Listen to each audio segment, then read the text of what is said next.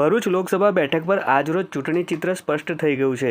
ભરૂચ બેઠક પર કુલ 13 ઉમેદવારો ચૂંટણી જંગમાં ચૂંટણી લડશે। આજરોજ ફોર્મ ખેંચવાના અંતિમ દિવસે એક પણ ઉમેદવારી પત્ર પરત ખેંચાયું ન હતું, જેનાથી હવે સ્પષ્ટ થઈ ચૂક્યું છે કે ભરૂચ લોકસભા બેઠક પર 13 ઉમેદવારો મેદાને છે, જેમાં ભારતીય જનતા પાર્ટીના મનસુખ વસાવા, ઇન્ડિયા ગઠબંધનના ચેતર વસાવા અને ભારત આદિવાસી પાર્ટીના દિલીપ વસાવા વચ્ચે સીધી ટક્કર જોવા મળશે। આ ઉપરાંત 8 અપક્ષ ઉમેદવારો પણ મેદાને છે।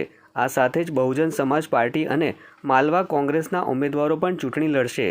ભરૂચ બેઠકના ઉમેદવારો પર નજર કરીએ તો ઇન્ડિયા ગઠબંધનના ઉમેદવાર ચેતર વસાવા, ભારતીય જનતા પાર્ટીના ઉમેદવાર મનસુખ વસાવા, બહુજન સમાજ પાર્ટીના ઉમેદવાર ચેતન વસાવા, માલવા કોંગ્રેસના ગીતા માછી, ભારત આદિવાસી પાર્ટીના ઉમેદવાર દિલીપ વસાવા, તો અપક્ષ ઉમેદવારો ઇસ્માઇલ પટેલ, ધર્મેશ વસાવા, નવીન પટેલ, નારણ રાવલ, મિર્ઝા આબિદ બેગ, યાસીન બેગ, મિતેશ પઢિયાર, યુસુફ હસન અલી અને સાજિદ યાકુબ મુનશી હવે ચૂંટણીના જંગમાં છે।